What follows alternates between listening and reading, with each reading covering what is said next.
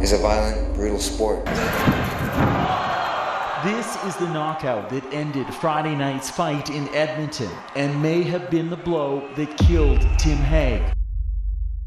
It only took one punch to shatter the cheers,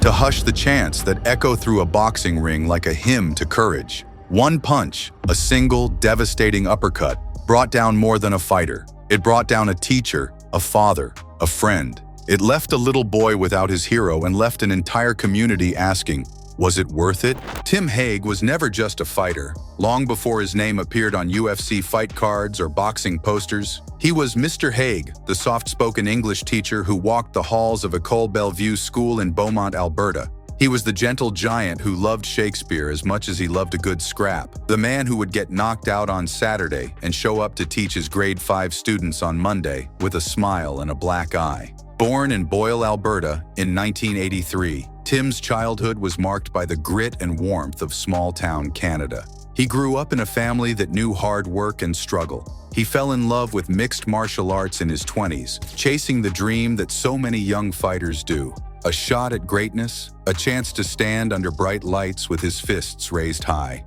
Tim found some glory too. He fought 5 times in the UFC's heavyweight division. He scored an upset win in his debut, tapping out Pat Barry at UFC 98. But in the years that followed, the knockouts came faster than the victories. Concussions piled up like unpaid bills. By the time he turned to boxing, Tim was chasing more than pride. He was fighting for rent, for groceries, for his son, Brady. June 16, 2017 was supposed to be just another night under the spotlights. The Shaw Conference Center in Edmonton pulsed with anticipation as fans gathered for KO Boxing 79. The main event, Tim Hague versus Adam Braidwood, a local slugger and former CFL football player with knockout power in both fists. From the start, it was a mismatch. Braidwood was younger, fresher, and undefeated. Hague, by contrast, had already suffered a TKO loss just 2 months prior, his 8th knockout loss across MMA and boxing. Yet he climbed into the ring anyway, carrying the weight of debts and a father's promise to keep trying. The crowd roared as the bell rang, but by the second round, those cheers turned to uneasy murmurs. Hague went down 3 times, each time blinking through the haze, forcing himself back onto unsteady legs. A fan sitting ringside would later tell a reporter, "You could see he was done, but he just kept standing up. He was too proud, too stubborn to stay down." Then, in the final round, it happened. The uppercut. It snapped Hague's head back like a rag doll's. He crumpled to the canvas, eyes wide but vacant. As the referee knelt beside him, the arena fell into a stunned, suffocating silence. Some fans wept, others just stared. A little boy clutched his father's hand and asked if the big man would be okay. Tim never woke up. By Sunday, Tim Hague's family was faced with an impossible choice. The brain injury he sustained in that final fall was catastrophic. Machines kept him breathing, but there was no hope.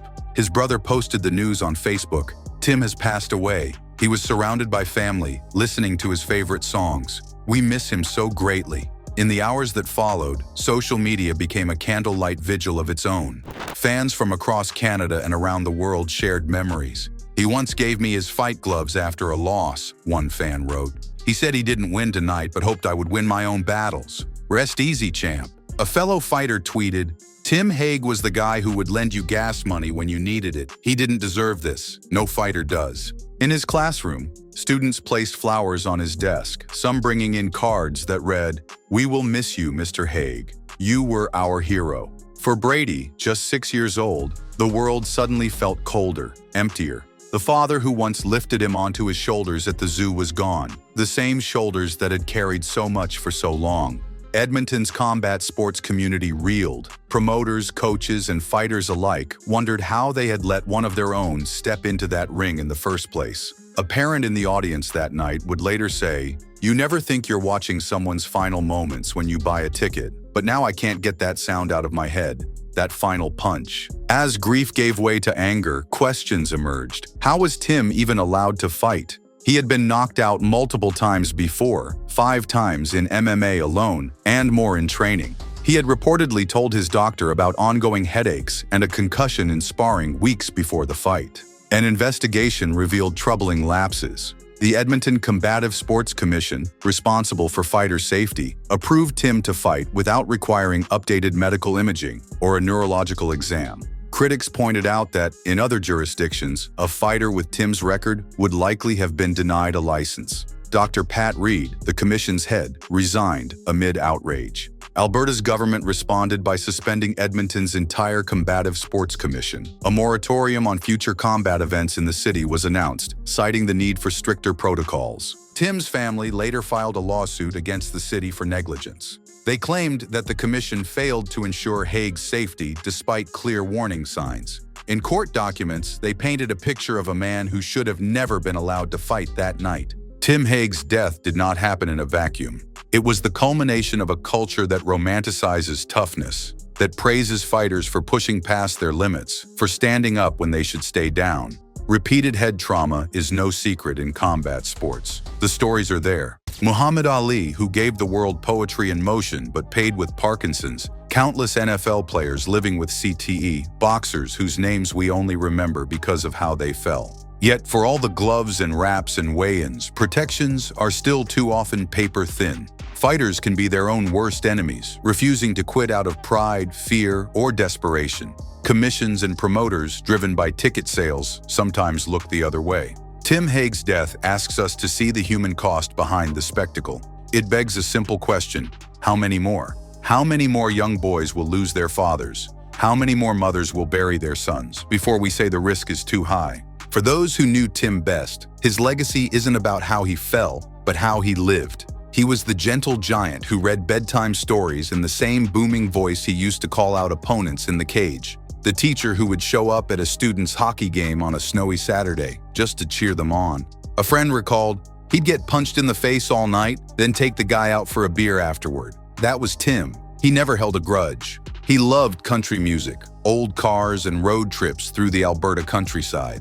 He loved hearing his sons' giggles as they made pancakes together on lazy mornings. He loved teaching, maybe more than fighting, because, as he once told a student, kids are worth fighting for. If there's anything worth taking away from Tim Hague's story, it's that no thrill, no victory, no paycheck is worth a life. Fighters should be protected from the worst parts of themselves, the part that says, just one more round. Support tougher medical screenings. Demand that commissions put fighter welfare before ticket sales. Celebrate the courage it takes to walk away while you still can. And if you love combat sports, love the people in it enough to care about what happens when the lights go out and the arena goes quiet. One uppercut silenced a champion's heart, but it should never silence our voices. We owe it to Tim Hague, to every fighter, to ask the hard questions, to hold the system accountable, and to promise that no one else will pay for our entertainment with their life. Because in the end, no roar of the crowd is louder than the silence that follows a heartbeat stilled too soon.